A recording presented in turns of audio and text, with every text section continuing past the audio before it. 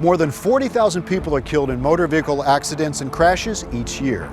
That's the equivalent of a sold-out crowd at the new Minnesota Twins ballpark. There are also more than 3 million more people who get injured each year as well. And that's about equivalent to the entire population of the state of Iowa. Those are staggering statistics. And you don't need to be a genius to realize that as the population increases, so will these statistics. Research indicates that driver distraction is a contributing factor in nearly half of all of these accidents and crashes. And that can also bring needless pain and suffering to family, friends, and coworkers, increase cost and lost productivity to employers, affect the community, and become the news of the day, resulting in bad publicity for the organization. For most of us, driving has become routine, ordinary, and maybe even a bit uninteresting. But for others, it has become frightening, difficult, and downright dangerous. As a professional driver, part of your responsibility is to make driving more than routine and less dangerous for you and for those you share the road with. But to do this, you've got to be proactive. Proactive about safety and proactive about staying focused. Consider this. There are things going on all around you while you're driving, just begging for your attention. Street signs, billboards, traffic signals, road construction, even pedestrians. All of this scenery changes every second, and that's a lot of data coming into your brain. And then you've got some distractions built into the vehicle. Onboard computers, GPS devices, cell phones, MP3 players, clipboards, climate controls, and maybe even some food. Throw in the occasional bad weather, and you've got a nice little mix of circumstances competing for your every decision every second that you're in the driver's seat. Over the next few minutes, you're going to hear the testimonies of professional drivers just like you who, through one distraction or another, got into an accident. They'll tell you how that accident has affected their lives, their jobs, and the people around them. They'll tell us how they became distracted, and most importantly, what they want you to learn from their experiences.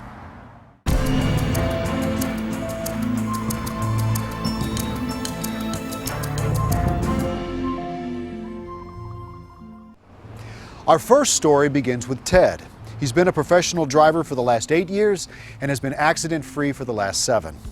Ted knew his route like the back of his hand. He was well aware of the ongoing construction sites that surrounded his route. Regrettably, though, a brief lapse in concentration ended both his spotless driving record and a safe driving bonus. It also gave him a lingering memory of what could have happened.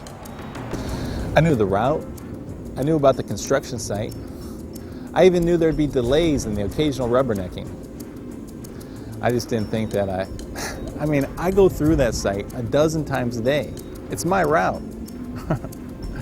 I just didn't think that I'd be distracted by some simple piece of machinery. I always thought I paid good enough attention to the traffic. I'd aim high, saw the brake lights. Everything seemed normal, nothing out of the ordinary, so I thought. That's when it happened all of a sudden. I started to check out this crane that was carrying these huge steel beams, and they were coming in my direction, and I thought these guys were going to take this thing right over the traffic. I guess I just got too close to the car in front of me. Thought I had enough space, enough time.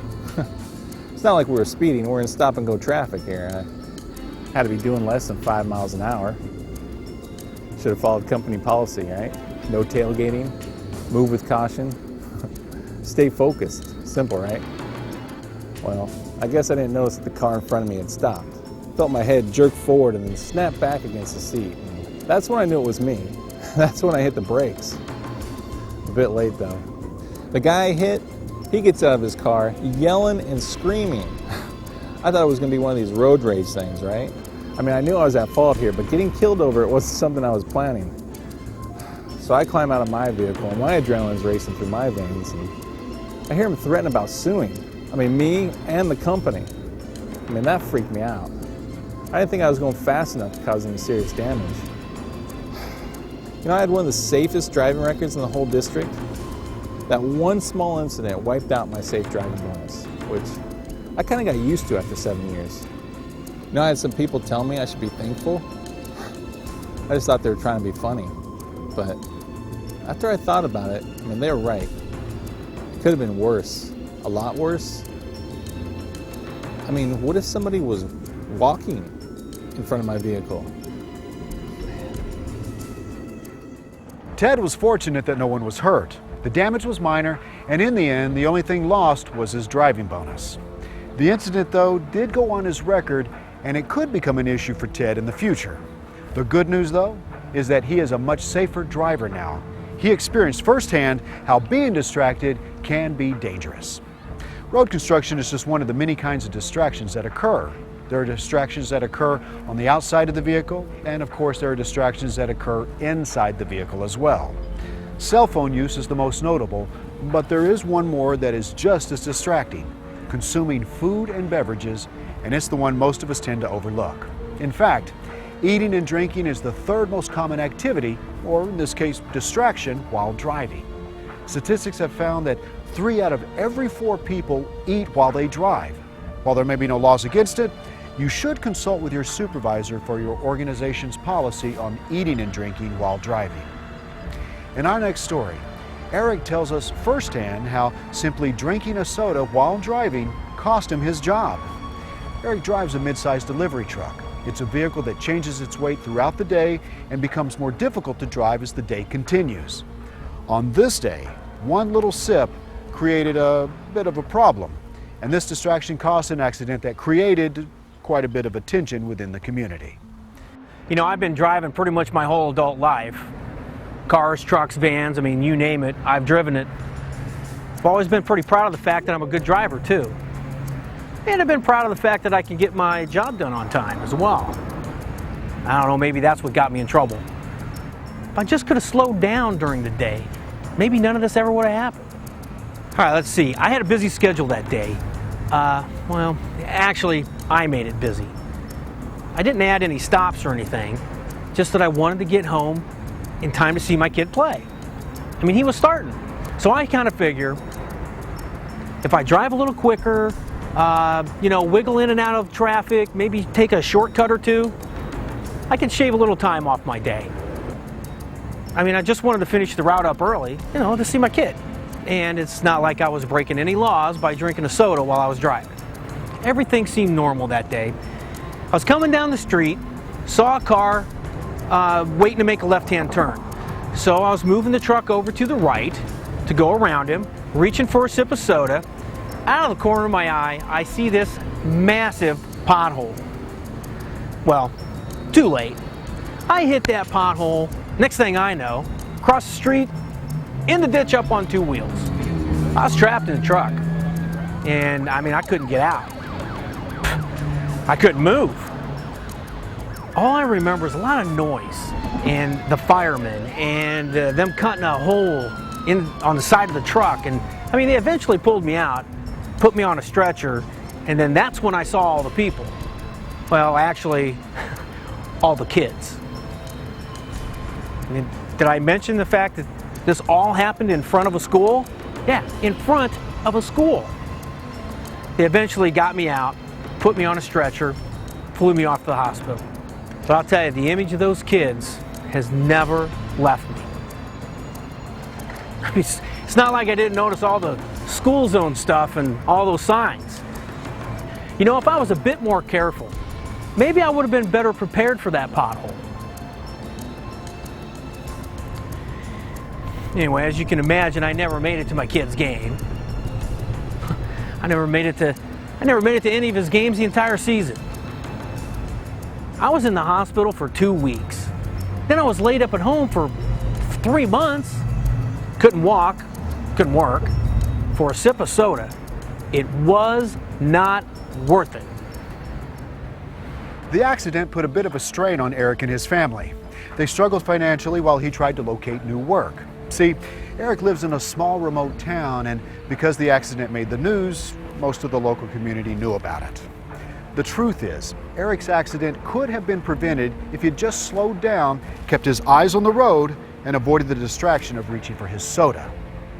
In our final story, a driving distraction resulted in a more serious outcome. Mike works in the public sector, and as part of his job, he drives through many residential neighborhoods.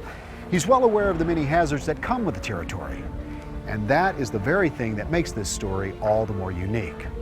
Mike is considered by many as an easygoing guy.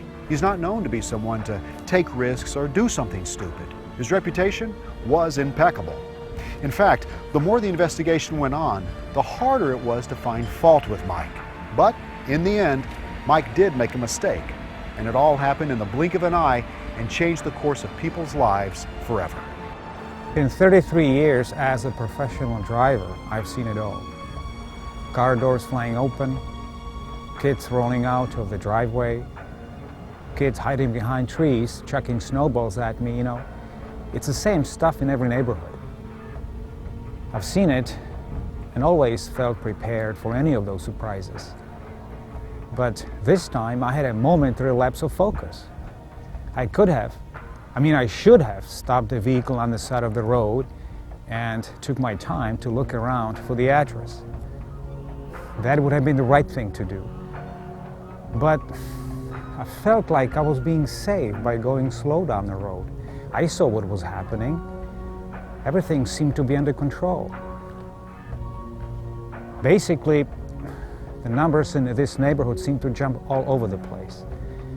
I just could not find this one address. I kept glancing at the work order, hoping the numbers would change or something.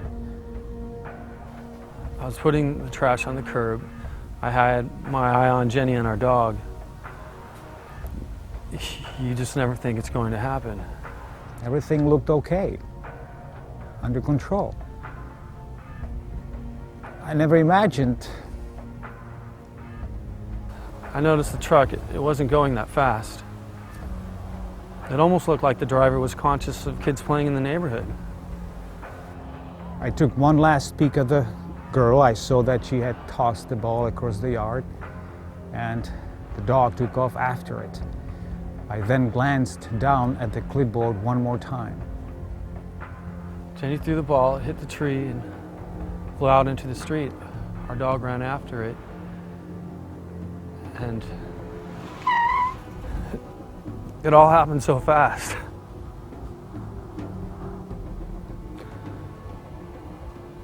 And Jenny was motionless. When I looked up again, little Jenny was right in front of the truck. I got this sick feeling in my stomach.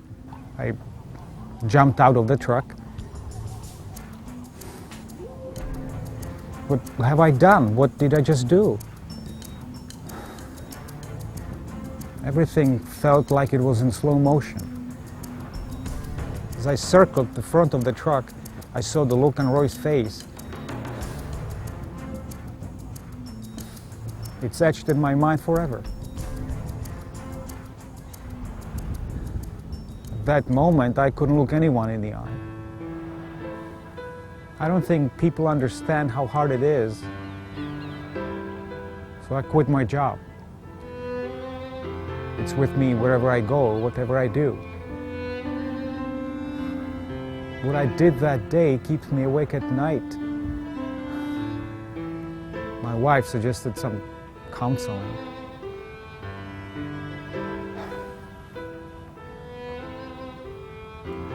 It was my fault.